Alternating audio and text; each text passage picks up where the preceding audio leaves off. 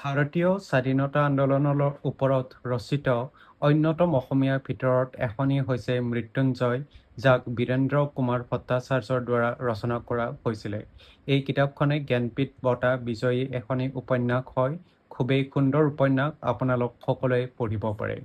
এই কিতাপখন মই আজিৰ পৰা প্ৰায় ৬-৭ বছৰ আগতে সংগ্ৰহ কৰিছিলোঁ আৰু এই কিতাপখনৰ সেই সময়ত বজাৰৰ মূল্য আছিলে ২৬০ টকা। আৰু এই কিতাপখন প্ৰকাশ কৰিছিলে চন্দ্ৰ প্ৰকাশৰ দ্বাৰা আৰু এই কিতাপখনৰ সৰ্বমুঠ পৃষ্ঠা হৈছে ২৮০টা। আৰু এই কিতাপখনি খুবেই সুন্দৰ কিতাপ। এই কিতাপখনত আপোনালোকে ভাৰতৰ স্বাধীনতাৰ ওপৰত লিখা এখনি উপন্যাস হয় আৰু এই কিতাপখনত আপোনাৰ শেষৰ যিটো অংশ, সেইটো অংশ পঢ়িলে আপোনালোকৰ হৃদয় চুই যাব। মই অকণমান ইয়াৰ প্ৰথম পৃষ্ঠাটি পঢ়ি দিছোঁ। কেঁচা বৰলক জোকাই ল'লে গা সাৰিবলৈ টান, কথাষাৰ কৈছিল ভিভিৰামে।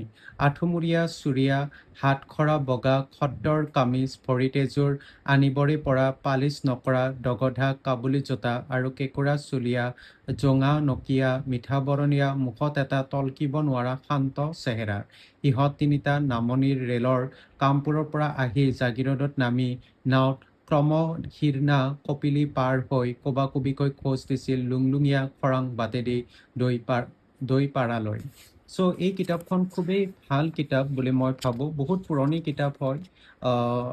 মই ভাবোঁ এইখন 1970 নে 71 চনত প্ৰথমবাৰৰ কাৰণে ইয়াক লিখা হৈছিলে আৰু 1979 চনত জ্ঞানপীঠ বঁটা বিজয় কৰিছিলে এই উপন্যাসখনে।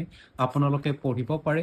এই কিতাপখনকো মই 5ৰ ভিতৰত 10 দিম, কাৰণ এই কিতাপখন আমাৰ অসমীয়া উপন্যাসৰ অন্যতম কিতাপ হয়। মই ভাবোঁ বহুতৰে ঘৰত এই উপন্যাসৰ কিতাপখন আছে আৰু যদি নাই আপোনালোকে নিশ্চয়কৈ ইয়াক এবাৰ হ'লেও পঢ়ি চাব পাৰে। ধন্যবাদ।